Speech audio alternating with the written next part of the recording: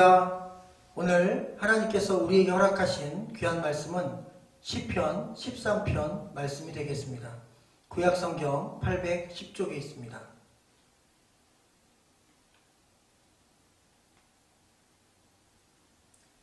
같이 시편 13편 1절부터 읽겠습니다. 시작.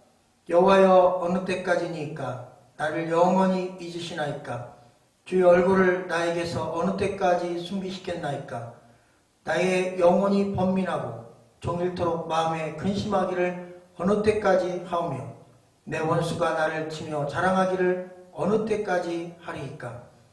여호와 내 하나님이여, 나를 생각하사 응답하시고 나의 눈을 밝히소서.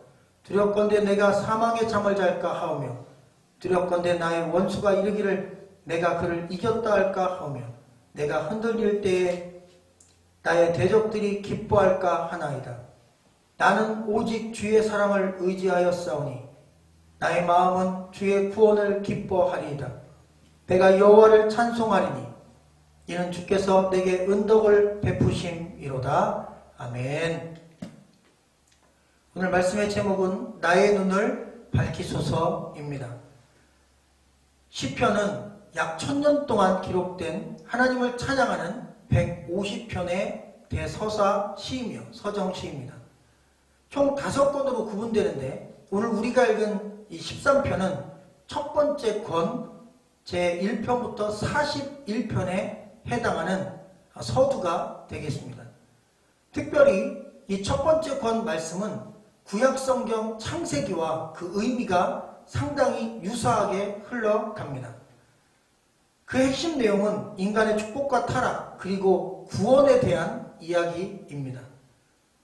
질문이 하나 나오는데 창세기도 그렇고 이 시편 첫 번째 제1권 말씀도 전체적으로 하나님은 누구신가? 라고 하는 질문을 끊임없이 던집니다. 그리고 그 대답은 언제나 하나님은 우리를 구원하시는 분이시고 우리가 구원받기를 원하시는 분이시다 라고 하는 말씀으로 그 대답이 다시 들려지게 되는 것입니다. 오늘 말씀도 4번이나 반복되는 주제 표현이 있습니다. 1절과 2절에 무려 4번에 걸쳐서 다윗이라고 하는 이 시편의 기자는 이런 고백을 합니다. 주여, 여호와여, 어느 때까지입니까? 어느 때까지입니까? 어느 때까지입니까? 어느 때까지입니까? 4번을 반복한다는 이 내용만으로도 다윗이 얼마나 간절하고 절박하고 힘겨운 상황인지를 우리는 느낄 수가 있습니다.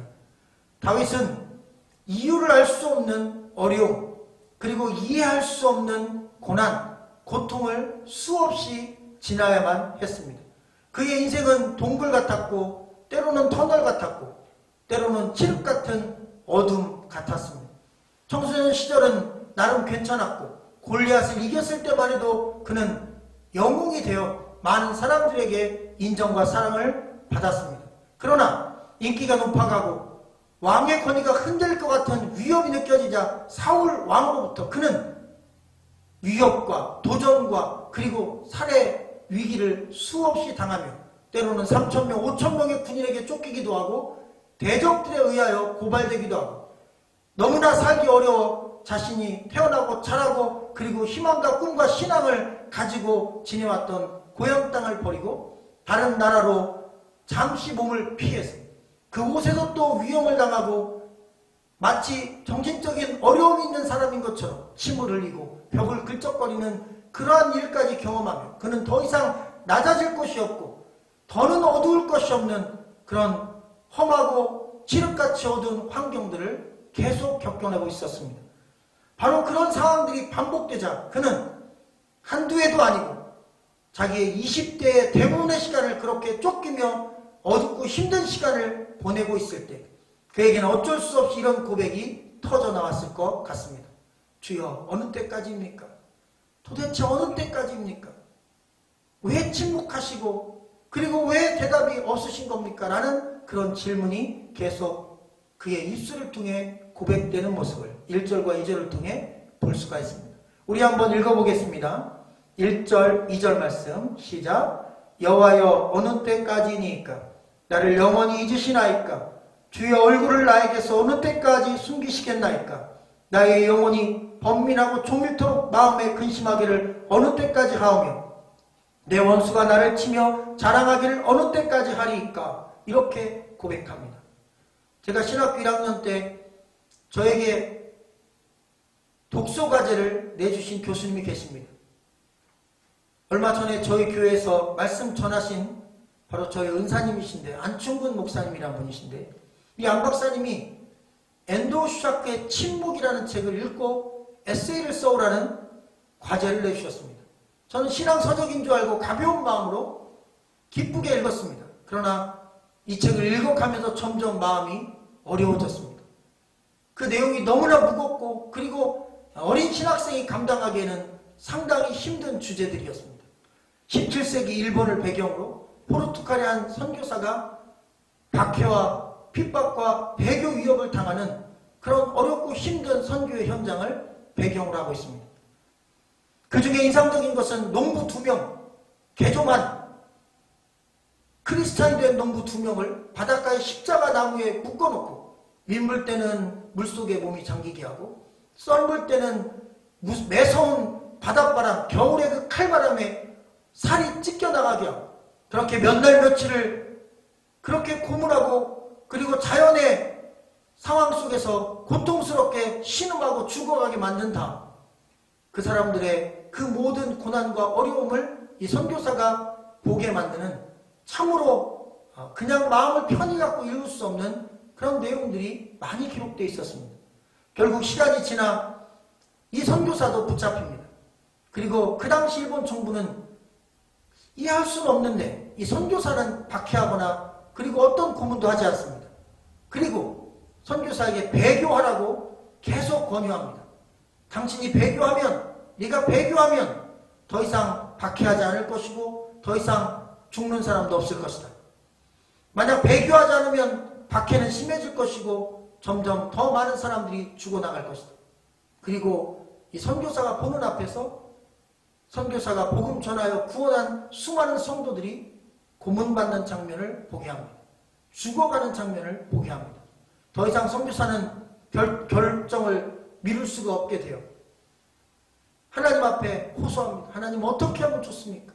하나님 이런 환경과 상황 속에서 하나님 왜 침묵하고 계십니까? 이 앤드루 슈샤크는 이 글을 통해, 이 소설을 통해 침묵하신 하나님, 그 하나님은 진짜 계신 것인가? 라는 아주 무거운 질문을 던지고 있었습니다. 그리고 어느 날 드디어 하나님이 말씀하십니다. 그의 마음속에 음성을 들려주시는데, 얘야, 나를 짓밟고 지나가라.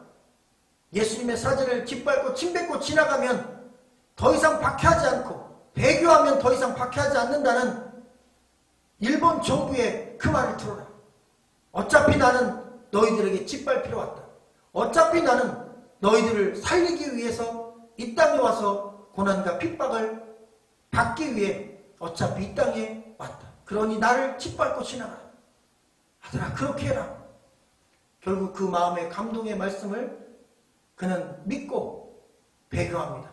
그리고 죽는 날까지 배교자의 낙인이 찍혀서 많은 사람들에게 비판과 비난을 받으며 그의 삶 가운데 감당하기 어려운 또 다른 십자가를 지고 살아가는 모습이 그 소설 속에 등장합니다.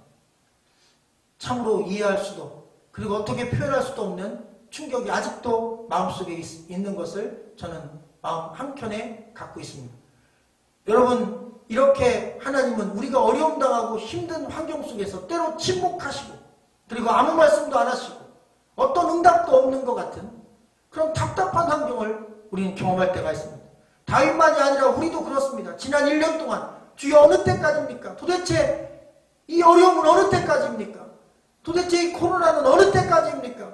이 경제적이고 상황적인 관계적인 어려움은 어느 때까지입니까? 라고 하는 그런 외침이 우리도 이 다윗처럼 나올 만한 그런 어려운 환경 속에 지금 되어 있습니다. 다윗은 3절을 통해 그 질문에 대한 실마리와 답을 찾아갑니다. 3절 한번 읽어볼까요? 시작. 여호와 내 하나님이여 나를 생각하사 응답하시고 나의 눈을 밝히소서. 두렵건대 내가 사망의 잠을 잘까 하오며 이랬습니다. 그는 어느 때까지냐 질문을 던지다가 느닷없이 3절에서 주여 나의 눈을 밝혀달라고 기도합니다. 그렇게 하나님 앞에 간청합니다. 그러면 도대체 다윗은 무엇을 보여달라는 걸까요? 그의 시력이 나빠서 눈이 좋아지게 해달라는 의미는 분명 아닐 것입니다. 이 말씀의 의미는 이렇습니다. 내가 당하는 고난, 내가 겪는 이 어두움, 내가 이해할 수 없는 이 수많은 핍박, 그리고 이 환경들, 이 상황들, 주님, 이 상황 속에 숨겨진 주님의 뜻을 보게 하여 주시옵소서. 이 상황 속에 숨겨진 주님의 그 놀라운 계획을 보게 하여 주시옵소서. 또한 이 어둠 너머에 있는 하나님의 찬란하고 빛나는 그 하나님의 영광스러운 회복의 역사를 보게 하여 주시옵소서. 육신의 눈으로는 볼 수 없어서 하나님의 눈을 열어주셔야만 볼 수 있는 그 영적인 눈을 열어달라는 간청인 것입니다. 성경 말씀에 스데반이라는 설교자와 베드로라는 설교자가 각각 다른 설교의 결과를 보게 되는 것, 사도행전에서 우리는 접하게 됩니다. 스데반도 성령 충만하여 설교했습니다. 그리고 그는 그 자리에서 돌에 맞아 죽었습니다. 베드로도 성령 충만하여 설교했습니다. 그리고 그는 그 자리에서 3,000명, 5,000명이 회개하고 주께로 돌아오는 위대한 열매를 경험합니다. 아니, 똑같은 설교자가 똑같이 성령 충만하여 하나님의 제자로서 복음을 전했는데 스데반은 돌에 맞아 죽고 베드로는 3,000명, 5,000명이 회개합니다. 주여, 도대체 스데반의 죽음은 뭐고 베드로의 그 성공적인 사역은 무엇입니까? 라고 질문할 수 있습니다. 스데반의 입장이 된다면 얼마나 가슴 찢어지겠습니까? 하나님, 저도 복음 전하면 좀 회개하고 사람들이 돌아오면 좋을 텐데 왜 저는 전하자마자 이 돌에 맞아 죽어야 되고 이 자리에서 이렇게 복음을 더 이상 전하지 못하는 그런 운명을 맞이해야 되는 것입니까? 왜 그렇습니까? 무엇 때문입니까? 이렇게 하나님 앞에 질문을 던질 수도 있었을 것입니다. 그런데 그 말씀은 놀라운 반전을 보여줍니다. 그러니까 돌에 맞아 죽어가는 그 상황 속에서 스데반의 눈이 열려서 하늘 보좌에 하나님 우편에 예수님이 그 보좌에서 일어서신 것을 내가 보노라 이렇게 고백하는 모습을 보게 됩니다. 그 순간 하나님은 그 고난의 의미를 그가 보게 하셨습니다. 주님께서 그에게 그 놀라운 하나님이 허락하신 사명을 감당케 하셨다는 사실을 깨닫게 되었습니다. 자기가 순교하는 그 자리, 자기가 돌에 맞는 그 자리가 의미 없는 자리, 의미 없는 고난이 아니라 하나님의 뜻이 있고 하나님의 계획이 있고 하나님의 구원의 섭리가 있는 위대한 죽음이요, 위대한 순교요, 위대한 사역이라는 사실을 그는 보게 된 것입니다. 육신의 눈으로는 보이지 않습니다. 그 자리에 돌을 들고 던지던 사람들은 아무도 보지 못했습니다. 그러나 사명자 스데반은 보았습니다.